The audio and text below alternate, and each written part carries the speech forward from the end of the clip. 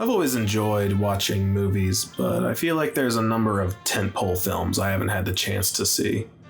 Recently, I got myself a Criterion Channel subscription, and I found myself just checking out any random film that seems to interest me. I'm approaching these films at face value. I want to appeal to an audience that wants a quick recommendation, or perhaps a notice to steer clear of something I don't really like. So I have two films I watched recently, and I plan on reviewing them in a format that's easily digestible and doesn't require really any advanced knowledge of the film. My name is Joe, and this is Criterion Crash. I hope you enjoy. The first film I saw, and what my hastily produced intro is from, is Tokyo Drifter. Tokyo Drifter is a neon-saturated Yakuza gangster film by Japanese director Seiyujin Suzuki.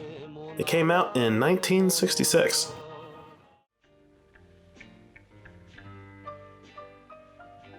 Tetsuya-san.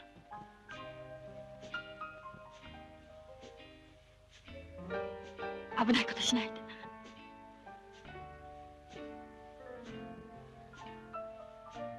俺はもう仇だよ。 I feel like I came into this film at the incorrect time, as if I needed to do some homework first. It very much feels like a transitional film, as if it were a rejection of the previous tropes of the Yakuza film genre, and wanted to create something new and unexpected. I compare it to a non-Western fan watching something like Unforgiven. You'd be William Money out of Missouri. Killed women and children. That's right. A film which is very much a response to the cowboy films that preceded it. You can tell this film is trying to do something different in the genre, with how it plays with its muted yet popping color palette, to how it experiments with how an audience is fed information from its ultra cool but at times very jarring cuts.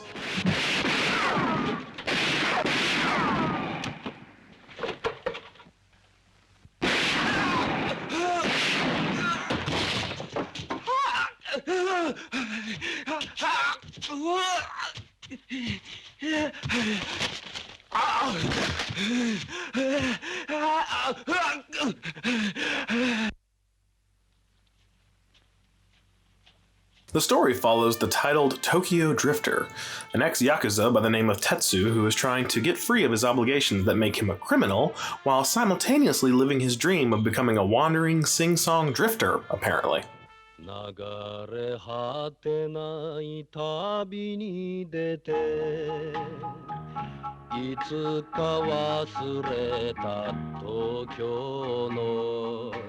Tetsu and his bosses want to go legit, but it seems like all the groups of the Tokyo underworld find that idea just repugnant.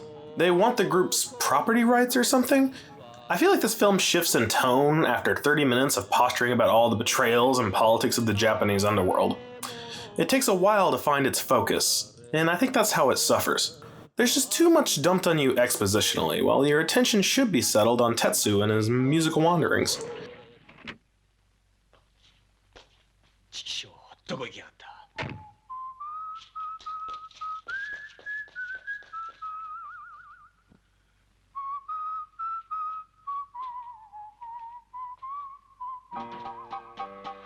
This is a problem I had with Lady Snowblood too, oddly enough. Like that film, pacing and action is sidelined to making sure you understand how messy all this backstabbing and bickering really is. Eventually, the movie does realize it's doing this, stops it, and it immediately becomes better for it. Once Tetsu leaves Tokyo, he benefits from the movement the film allows him.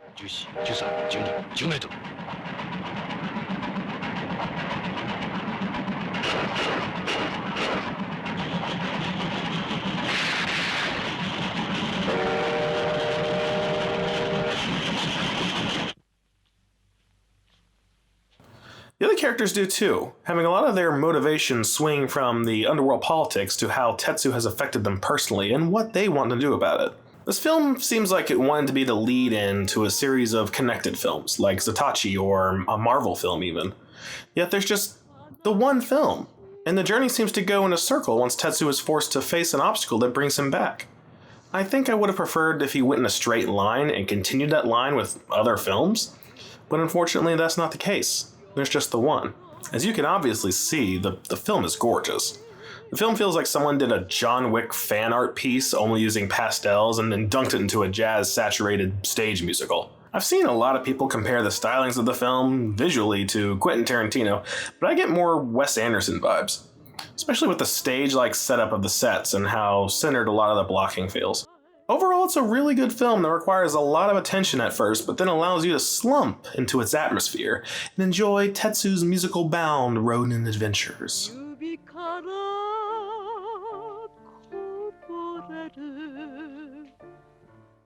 The next film I watched was Aguirre, The Wrath of God, a film about some of the worst people on Earth. A quick content warning. I'm going to be going into some details about Kinski's reported sexual abuses, so be warned if you'd rather avoid that kind of thing. In certain cases, it's easier to separate art from performer, but in this case, I'm going to be speaking on an element of the story that seems directly related to these real-world allegations.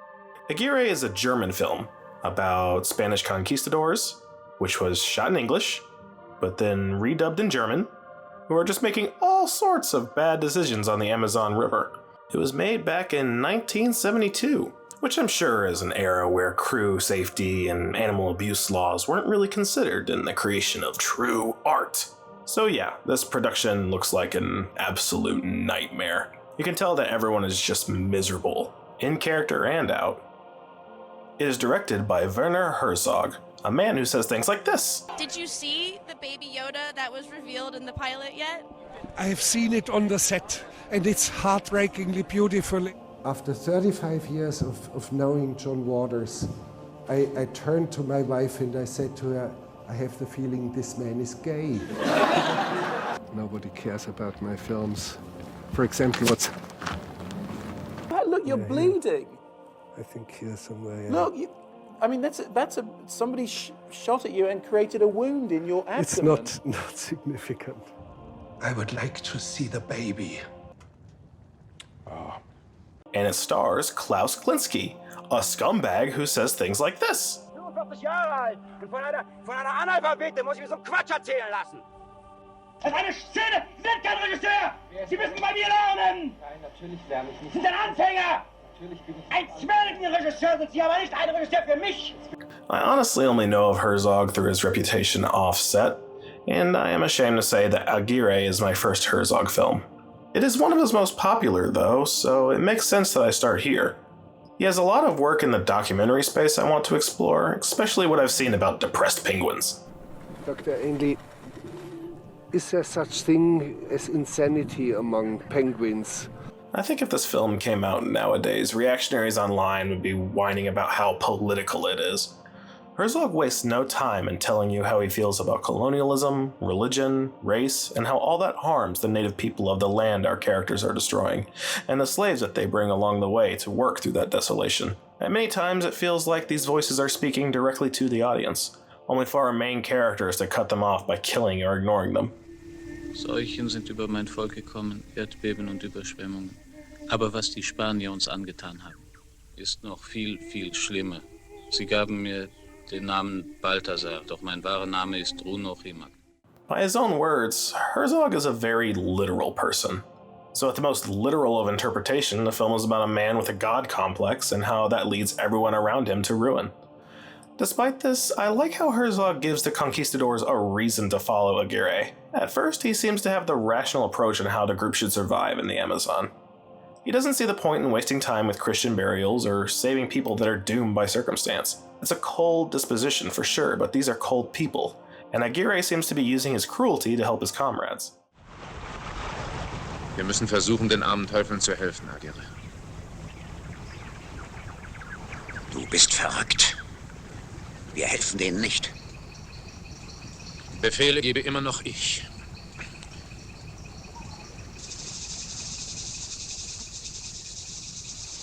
So. That doesn't make him a good person by any means. We see how he abuses the natives and slaves right from the climb down the mountain at the beginning.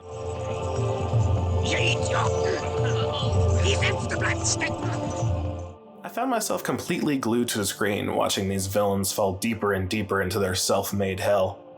It was a mix of that's what you get and just a fascination that any film exploring mental failings under stress seems to draw out in me. Ich, der Zorn Gottes,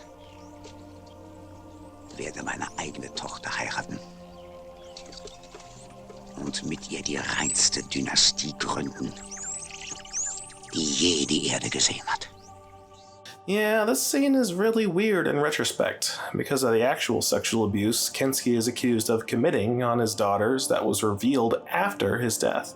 I didn't know about this side of him when I began this video. And now after such a reveal, I'm thinking back on a lot of the film and how much of the villainy isn't just performance. Ich bin der große Verräter. Es darf keinen größeren geben. Wer auch nur wagt, ans Davonlaufen zu denken, wird in 198 Teile zerstückelt. I think with films like this, where the director uses his actors as surrogates to elaborate on their views, there's the risk of coming off too preachy. Thankfully, Aguirre, the Wrath of God, is able to balance this problem with the character's actions taking stage front and center. Und ich sage, wir können unsere Aufgabe so nicht erfüllen. Und ich sage, wir erobern jetzt auf eigene Faust. Sei ruhig, Aguirre! A lot of what the character Aguirre is saying conveys the politics of what Herzog wants to play with by allowing us to observe the perverse thinking of the times. Visually, there's a nice contrast throughout the film with the conquistadors' elaborate and royal color palette against the earth green and brown of the Amazon. You see these madmen literally try to pitch the kind of tents they would have in Europe on a rickety, barely held together raft. Like the raft, you see how fragile this new world they have made for themselves truly is. Hat überhaupt verstanden, dass in diesem Buch das Wort Gottes enthalten ist? Nimm es in die Hand, mein Sohn.